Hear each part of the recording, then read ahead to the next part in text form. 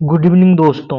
आज है 11 नवंबर और आज हम लोग देखेंगे एडिटोरिया के अंतर्गत खिलाफत आंदोलन और बिहार। हम लोग देख रहे हैं बिहार स्पेशल और बिहार स्पेशल में बिहार का इतिहास हम लोग पढ़ रहे हैं और अगर समय बचा तो आज हम करंट अफेयर्स भी कुछ कर लेंगे। इम्पोर्टेंट करंट अफेयर्स है तो चलिए स्टार्ट करते हैं हम लोग। खिलाफत आंदोलन जो है प्रथम विश्व युद्ध के पश्चात मित्र राष्ट्रों द्वारा तुर्की के खलीफा के साथ अपमानजनक शर्तों के विरोध में खिलाफत आंदोलन प्रारंभ हुआ था। यह आंदोलन करीब 1919 से 1923 के बीच जो है चला। राष्ट्रीय स्तर पर इस आंदोलन का नेतृत्व मोहम्मद अली एवं शौकत अली ने प्रारंभ किया था। ये नाम याद रखेंगे राष्ट्रीय स्तर पर। बाद में गांधी जी ने भी मुसलमानों का सहयोग राष्ट्रीय आंदोलन में प्राप्त करने के उद्देश्य से नेतृत्व प्रदान किया खिलाफत आंदोलन को। नवंबर 1919 में पटना में हसन इमाम की अध्यक्षता में एक सभा आयोजित हुई। इसमें शांति समारोह के बहिष्कार का आह्वान किया गया।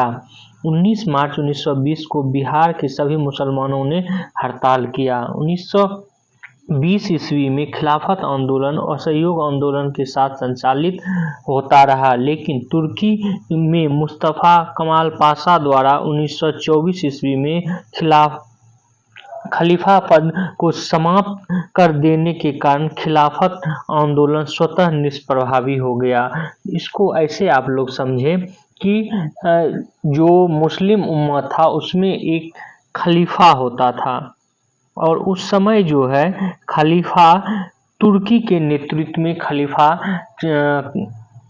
खिलाफत कर रहा था पूरे विश्व में। लेकिन ब्रिटेन के विजय होने के बाद प्रथम विश्व युद्ध में तुर्की को जो है कहा, पहले शुरू में प्रारंभ में कहा गया था कि इसको तुर्की को नहीं तोड़ा जाएगा, विभाजित नहीं किया जाएगा, लेकिन प्रथम विश्व युद्ध में विजित होने के बाद ब्रिटेन ने तुर्की को छोटे छोटे भागों में बांट दिया उस पूरे क्षेत्र को, और खलीफा जो है उसका खिलाफत भी समाप्त कर दिया गया। इसीलिए यह आंदोलन जो है पूरे विश्व में चलाया गया था, खिलाफत आंदोलन, और भारत में भी ये आंदोलन चलाया गया। ऐसे इसको याद रखें और आप बीपीएससी के पॉइंट ऑफ व्यू से ये याद रखेंगे कि इसमें जो है किस किस ने बिहार से भाग लिया है वो तो जैसा कि हम ऊपर बता चुके हैं कि राष्ट्रीय स्तर पर मोहम्मद अली और शौकत अली ने भाग लिया था और पटना में हसन इमाम की अध्यक्षता में एक सभा आयोजित की गई थी। इसमें मौलाना मजरुल हक ने भी सक्रिय भूमिका निभाई थी, ये भी आप लोग याद रखेंगे। कौन? मौलाना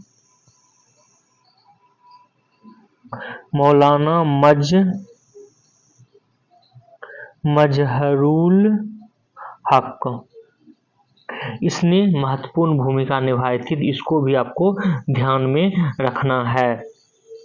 चलिए आगे देखते हैं हम लोग असहयोग आंदोलन और बिहार में इसकी असहयोग आंदोलन किस प्रकार जो है संचालित किया गया। तो आपको ये बता दें कि असहयोग आंदोलन प्रारंभ होता है 1920 में। कब? 1920 में। 1920 से 22 तक ये आंदोलन चलता है।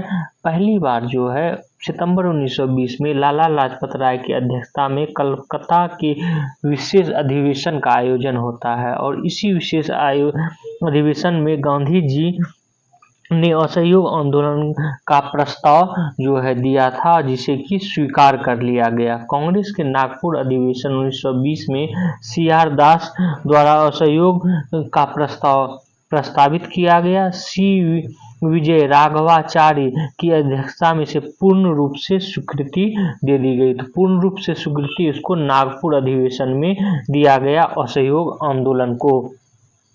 हालांकि असहयोग आंदोलन जो कि नेशनल लेवल पे, राष्ट्रीय लेवल पे चलाया जाता, उससे पूर्व ही जो है बिहार प्रांतीय सम्मेलन हुआ था 12वां भागलपुर में। इसमें राजेंद्र प्रसाद की अध्यक्षता में असहयोग आंदोलन या असहयोग पर जो है बल दिया गया था और ये पारित भी कर दिया गया था 12वें अधिवेशन भागलपुर में। तो ये भी आप लोग ध्यान में रखेंगे कि जो बिहार प्रांतीय सम्मेलन हुआ था भागलपुर में राजेंद्र प्रसाद की अध्यक्षता में, उसमें असहयोग आंदोलन चलाने के लिए प्रस्ताव पारित हो चुका था राष्ट्रीय स्तर पर असहयोग आंदोलन चलाने से पूर्व। ये आप लोग ध्यान में, इसको स्टेटमेंट की तरह जो है पूछा जा सकता है। और एक ये भी आपको बता दें कि असहयोग आंदोलन जो है चलाने का एक ध्येय ये भी था कि जो काला कानून आया था जिसको कि रॉलेट एक्ट बोला जाता है, रॉलेट एक्ट जो है भारत में आया था ये, और इसी रॉलेट एक्ट के खिलाफ 9 अप्रैल 1919 को बिहार में, पूरे बिहार में हड़ताल किया गया था।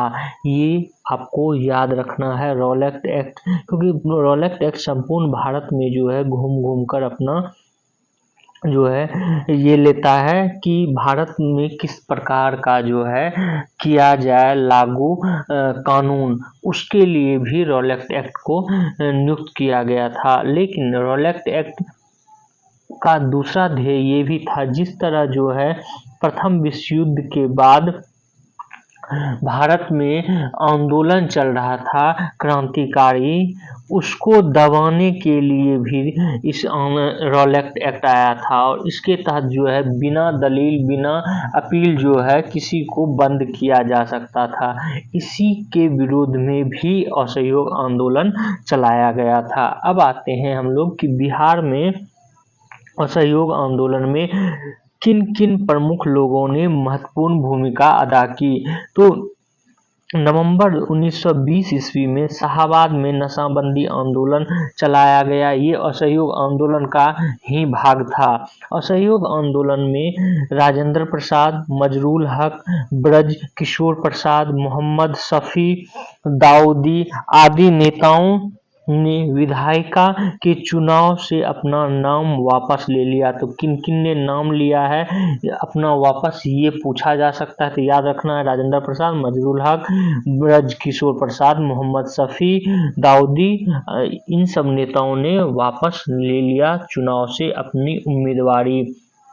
वहीं पर देखेंगे कि राजेंद्र प्रसाद ने वकालत का पेशा छोड़ दिया। उनके भाई राय साहब महेंद्र प्रसाद ने राय साहब की उपाधि लौटा दी, मजिस्ट्रेट पद से इस्तीफा दे दिया। जिस प्रकार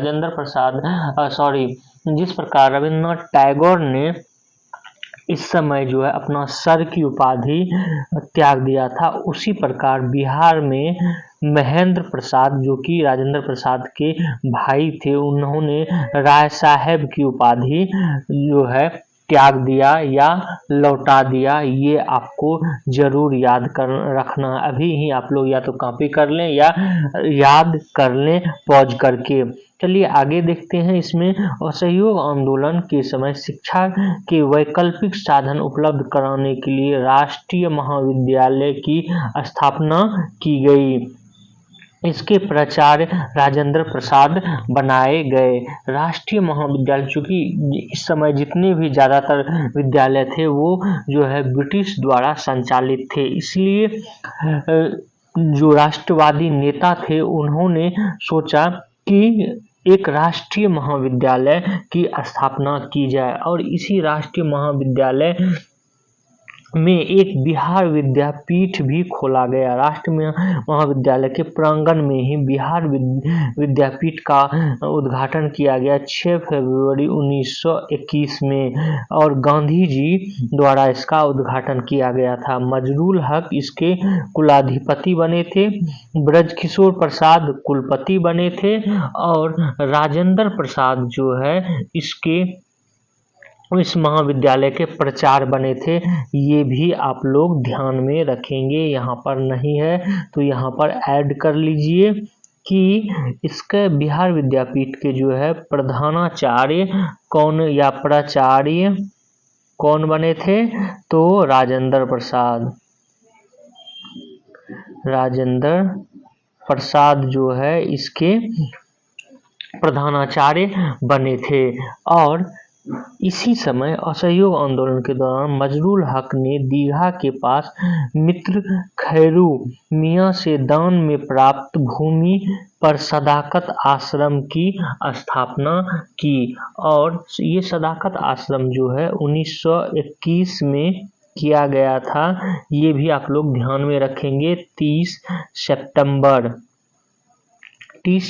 1921 में किया गया था। बाद में चलकर यही सदाकत आश्रम जो है कांग्रेस का मुख्यालय भी बना बिहार में, और वर्तमान में भी देखेंगे ये मुख्यालय रहा। और जो है राजेंद्र प्रसाद यहाँ बहुत दिन अपना जीवन भी व्यतीत किए सदाकत आश्रम में। और एक इम्पॉर्टेंट तथ्य यहाँ पर आपको याद रखना है कि जो कि पूछा भी जा चुका है, इसी सदाकत आश्रम से मजरूल हक ने इसी सदाकत आश्रम से द मदरलैंड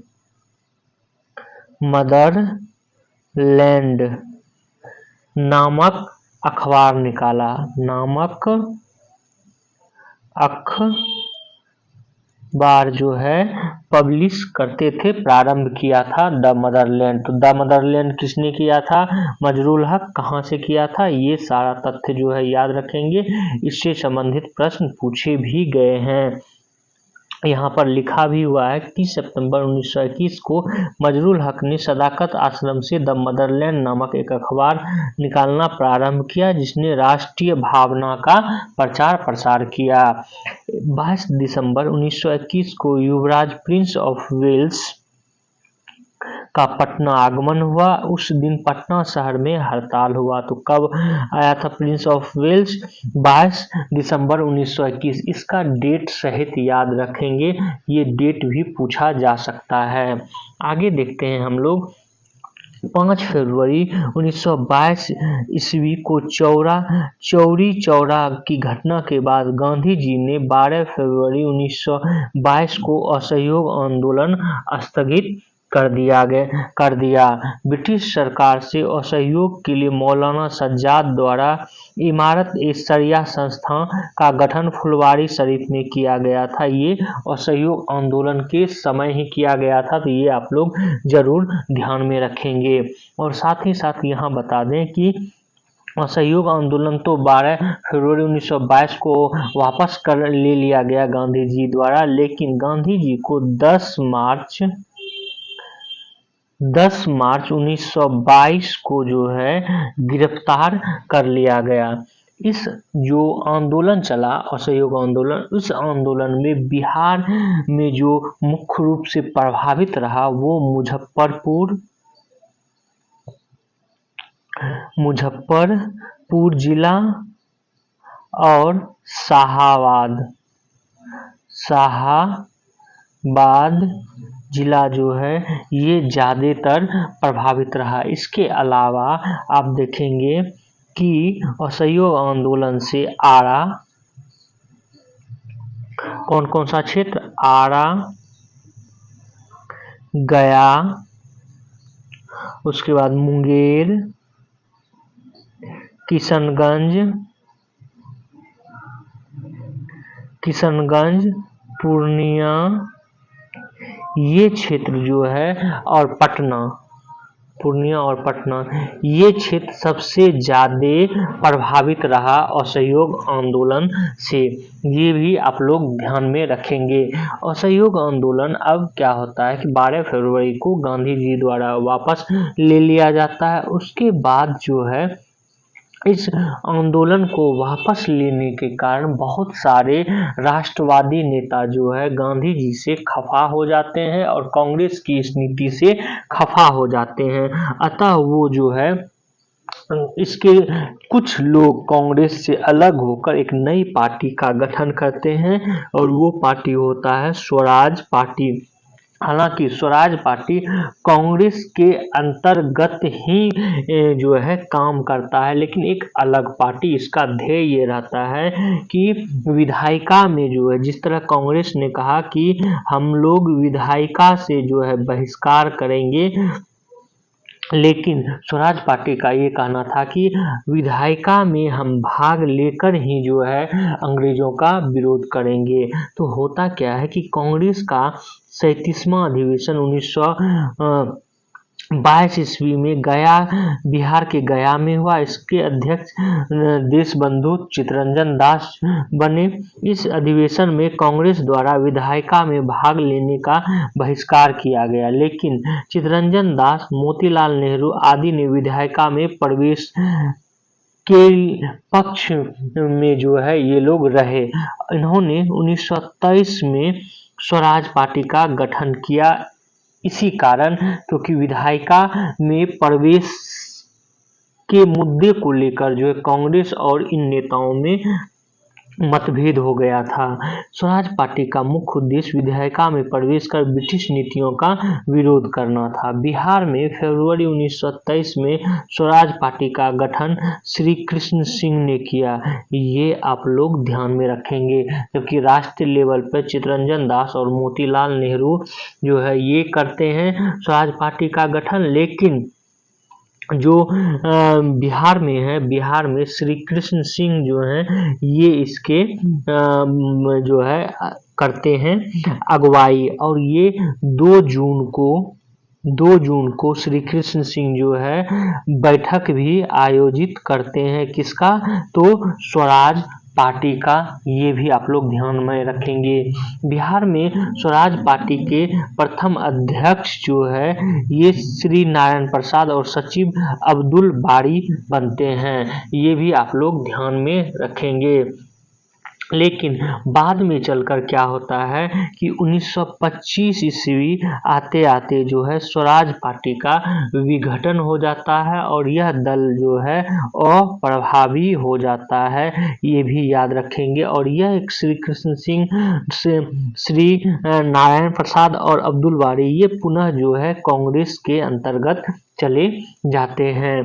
तो आपको याद रखना कि बिहार में स्वराज पार्टी के अध्यक्ष कौन थे? श्री नारायण प्रसाद और सचिव अब्दुल बारी।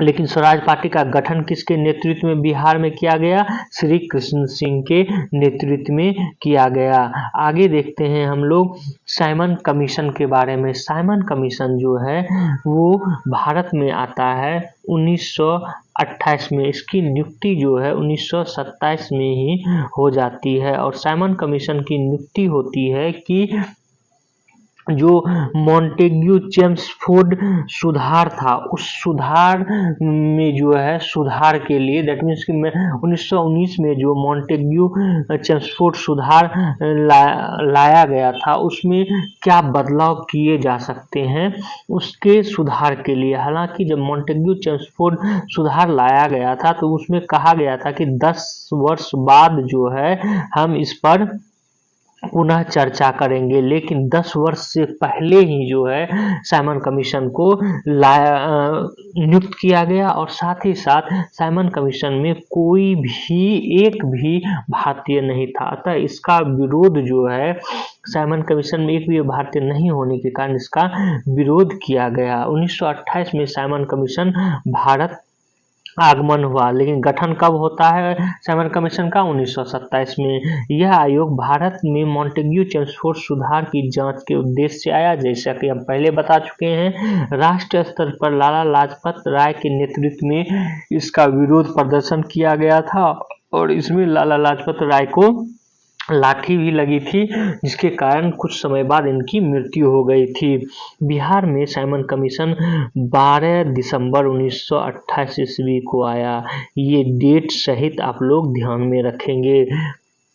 कहाँ आया? तो पटना आया। अनुग्रह नारायण सिंह के नेतृत्व में बिहार के नौजवानों ने इसका विरोध प्रदर्शन किया। तो किनके नेतृत्व में? अनुग्रह नारायण सिंह के नेतृत्व में, ये ध्यान में रखेंगे।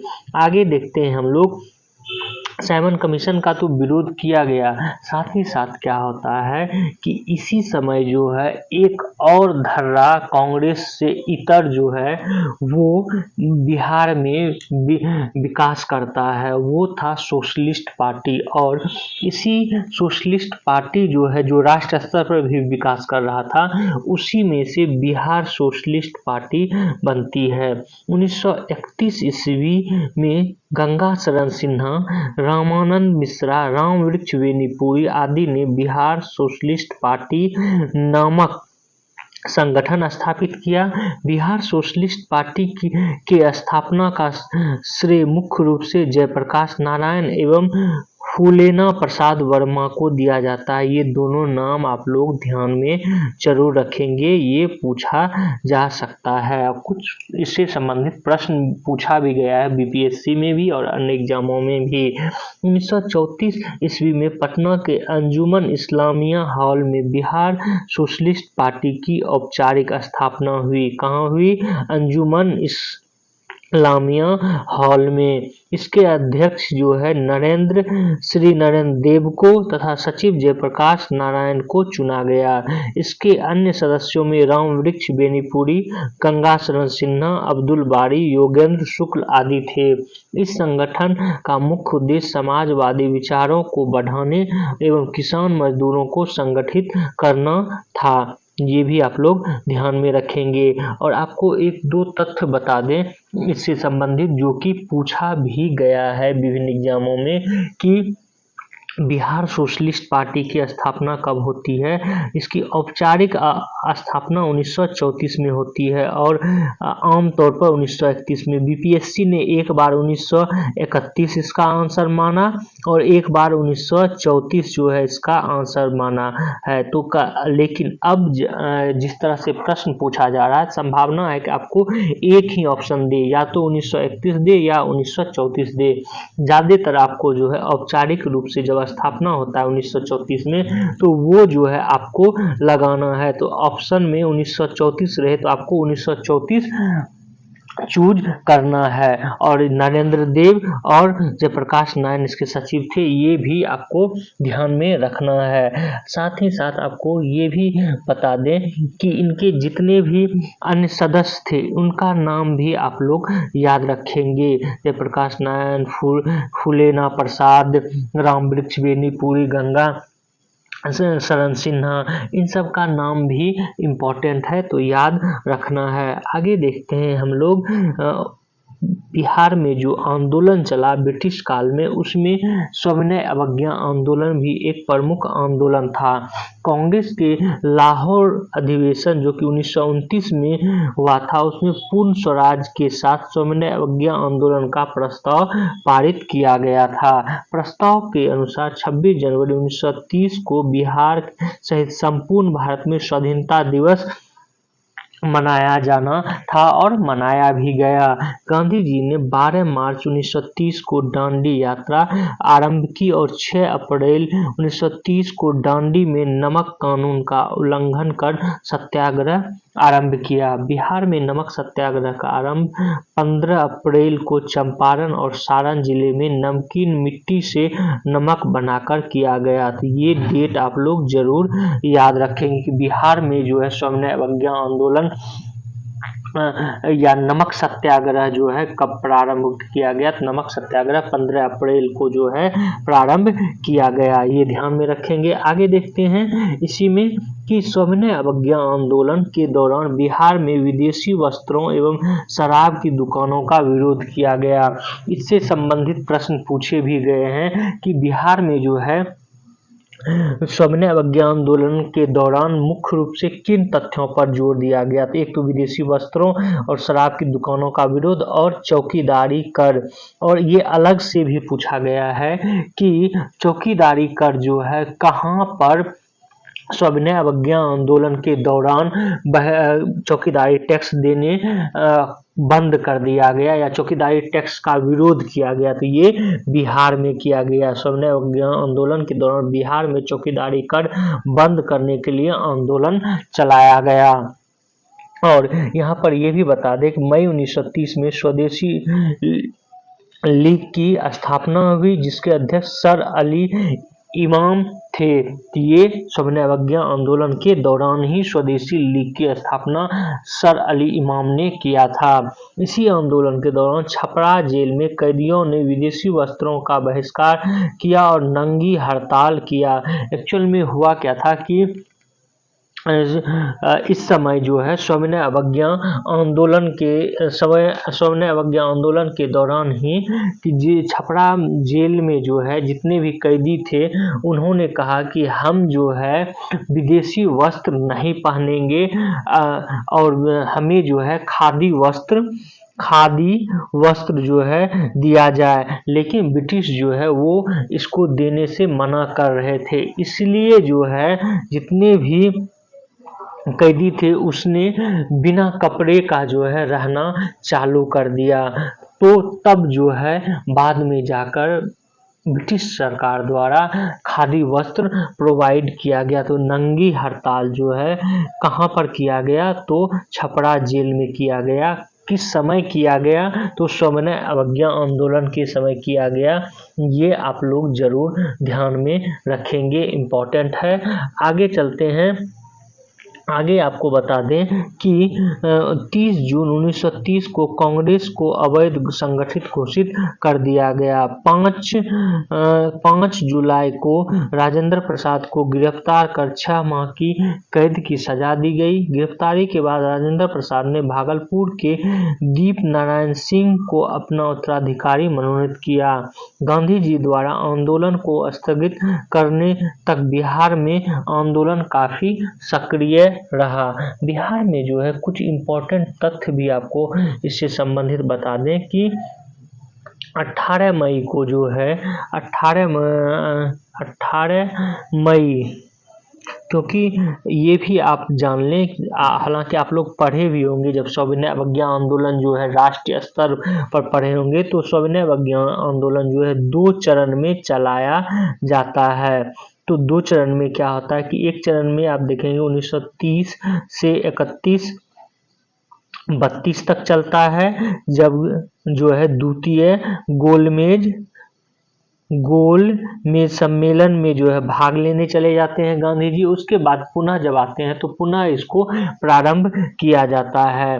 तो पुनः जब प्रारंभ किया जाता है तो यह आंदोलन जो है सविनय अवज्ञा दोबारा जो है 1934 में बंद होता है और 18 मई 1934 को जो है कांग्रेस कमेटी और द्वारा जो है इसका समर्थन किया जाता है बिहार में भी। ये आपको ध्यान में रखना है, हालांकि ज़्यादा इम्पोर्टेंट नहीं है।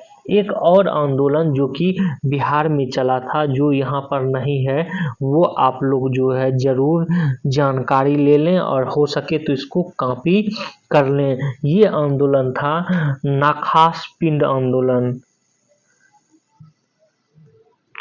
नाखास पिंड आंदोलन। नाखास पिंड आंदोलन सविनय अवज्ञा आंदोलन के दिनों में नमक कानून भंग करने में चलाया गया था। नाखास पिंड नामक स्थान जो कि पटना में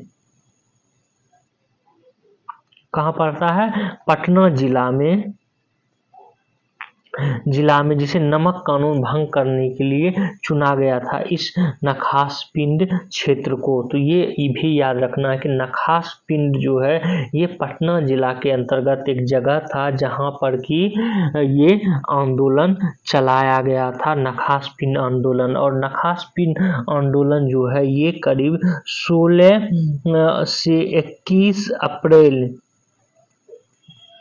अप्रैल 1930 तक जो है के बीच चला और इसी में जो है कहा गया नखास पिंड चलो का नारा दिया गया, क्योंकि इस क्षेत्र में जो है नमक कानून महात्मा गांधी के आह्वान पर नमक सत्याग्रह चलाने के लिए जो है एक महत्वपूर्ण जगह के रूप में चुना गया था। तो नखास पिंड चलो आंदोलन ये किससे संबंधित है बिहार में? तो सविनय अवज्ञा आंदोलन से। सविनय अवज्ञा आंदोलन में भी किससे? तो नमक कानून तोड़ने से है। ये आप लोग जरूर ध्यान में रखेंगे, ये भी इम्पोर्टेंट है, हालांकि पूछा नहीं गया है, संभावना है कि इसको पूछ लिया जाए। और इसके बारे में जो है डिटेल्स में चर्चा सर्चलाइट में, जो कि एक अखबार था सर्चलाइट, उसमें जो है किया गया था उस समय, ये भी ध्यान में रखेंगे। आगे देखते हैं हम लोग कि 1934 में सविनय अवज्ञा आंदोलन खत्म होता है। उसके बाद 1935 का जो है अधिनियम आता है और 1935 के अधिनियम में व्यवस्था रहता है कि जो है चुनाव पूरे भारत में किया जाए और प्रांत में भी और केंद्र में भी। प्रांत को जो है स्वायत्तता प्रदान कर दी जाती है और भारत में चुनाव होता है। जनवरी 1937 में बिहार विधानसभा हेतु चुनाव होता है 1935 के अधिनियम के तहत। चुनाव में 152 स्थानों में से 107 पर कांग्रेस ने चुनाव लड़ा और 98 पर विजय हुआ। कांग्रेस को जो है बिहार में पूर्ण बहुमत मिला। तो कितना स्थान पर? 152 स्थानों पे में से 107 पे कांग्रेस चुनाव लड़ा और 98 पे जो है विजय हुआ। विधान परिषद में कांग्रेस को बहुमत मिला।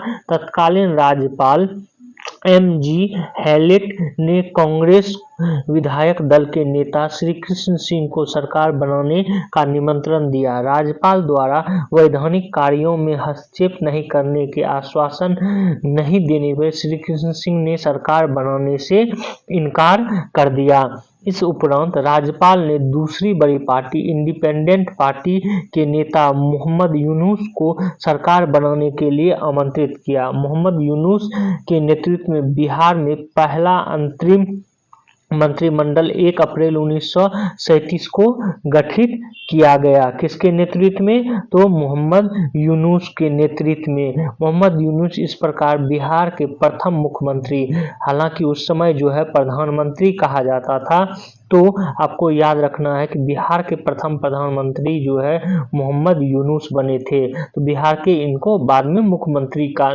दर्जा भी दिया गया।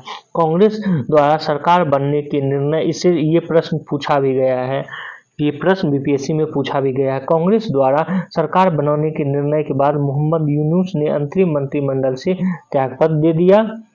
20 जुलाई 1937 को श्री कृष्ण सिंह के नेतृत्व में बिहार में प्रथम कांग्रेस मंत्रिमंडल का गठन होता है 20 जुलाई 1937 को। उसके बाद जो है क्या होता है, श्री कृष्ण सिंह बिहार के प्रथम कांग्रेसी मुख्यमंत्री बने। राज्यपाल राम दयालु सिंह बिहार विधानसभा के अध्यक्ष बने, ये भी पूछा जा चुका है। और प्रोफेसर अब्दुल बारी बिहार विधानसभा के उपाध्यक्ष बने।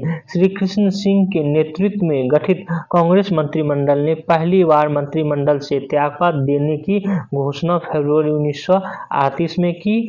अंडमान निकोबार में कैदी राजनीतिक कैदियों को छोड़ने की मांग के कारण सरकार द्वारा कैदियों को छोड़े जाने के कारण मंत्रिमंडल द्वारा त्यागपत्र नहीं दिया गया। आगे देखते हैं, द्वितीय विश्व युद्ध में अंग्रेजों द्वारा कांग्रेस की सहमति के बिना ही भारत में